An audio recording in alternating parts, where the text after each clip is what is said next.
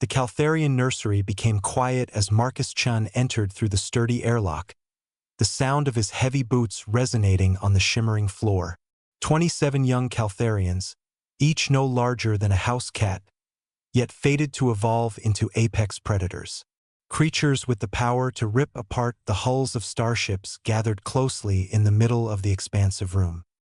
Their shimmering surfaces quivered with signs of trepidation, producing undulating hues of rich violet and gleaming silver across their diminutive shapes. Elder Vexter, the facility's overseer, observed from behind fortified glass as the humans examined his latest subjects. The elder's 6 eyes squinted with doubt. Throughout all his experiences, he had never encountered such a deficient assignment of oversight.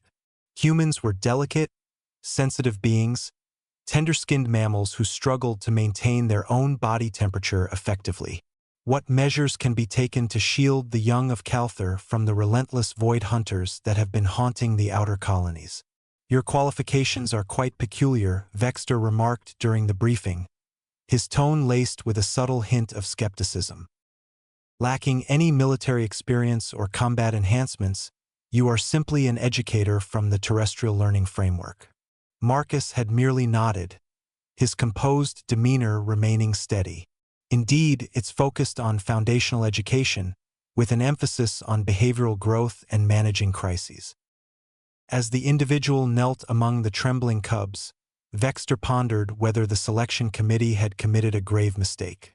The cub's trembling grew more pronounced as Marcus cautiously reached out his hand toward the closest one, a petite female adorned with unique golden markings.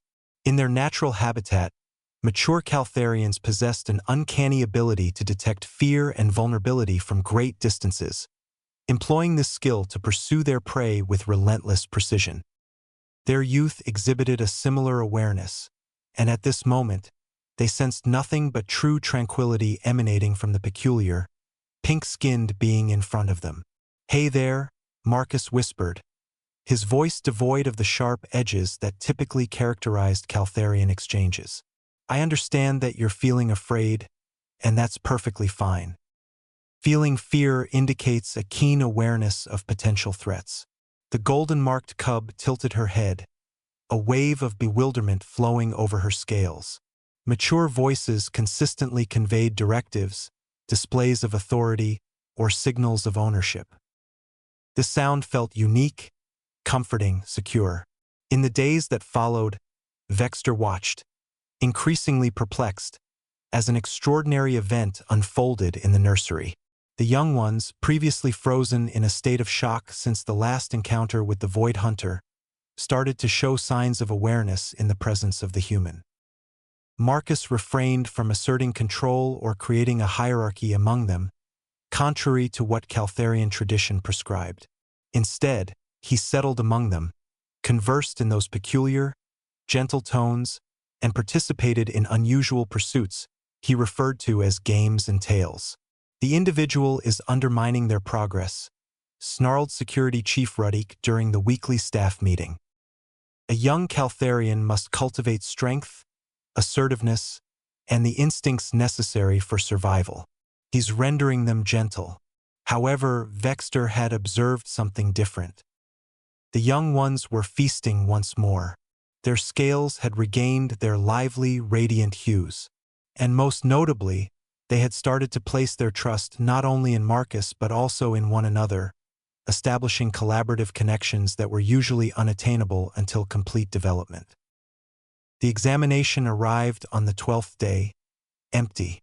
Figures emerged at the edge of the facility at 0347 station time, their vessels radiating an ominous power.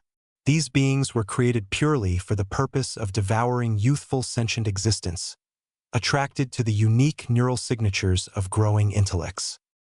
They had already ravaged 3 nursery facilities throughout the sector.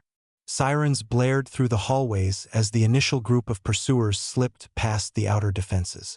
Every being towered at 3 meters, equipped with keenly edged limbs and the power to instill dread straight into the minds of their targets, a predatory trait that often immobilized victims with sheer terror. In the nursery, 27 Caltherian cubs instinctively huddled together, their scales shimmering with signs of distress. Yet this time they found themselves in the company of others. Marcus positioned himself between the cubs and the locked nursery door, inspecting the basic projectile device that the facility had supplied. Without energy shields, powered armor, or enhanced reflexes, it's simply a human educator. Equipped with basic gear, confronting beings that had decimated skilled fighters. The initial pursuer slipped through the nursery wall, its mental presence crashing into the room like an overwhelming wave of sheer dread. The young ones quivered yet maintained their stances.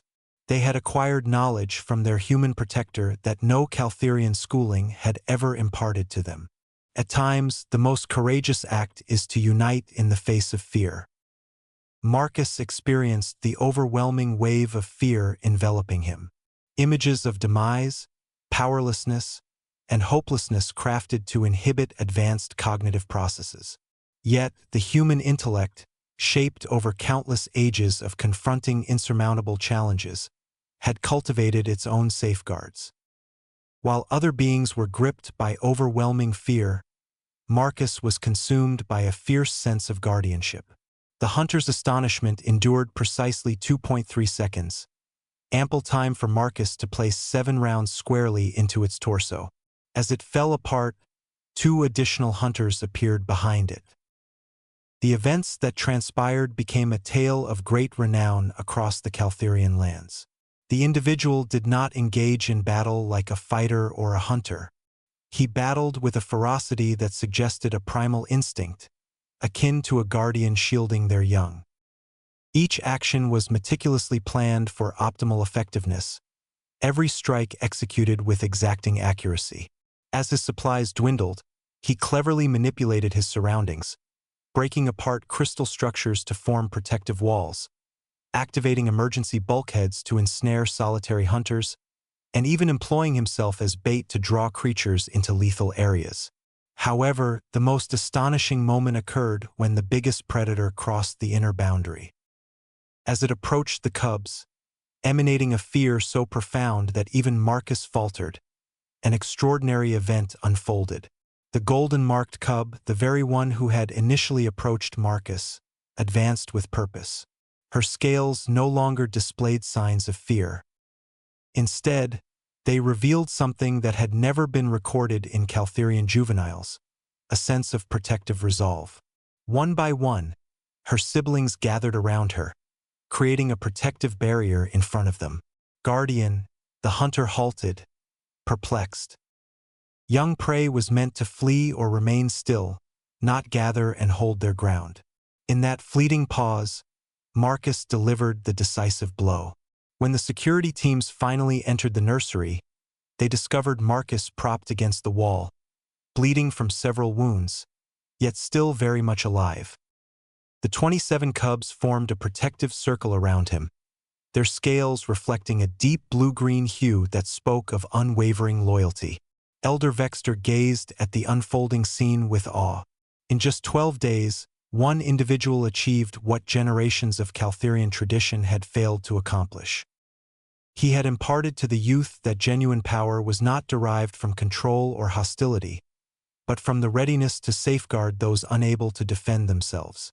How, Vexter inquired, his voice scarcely rising above a murmur.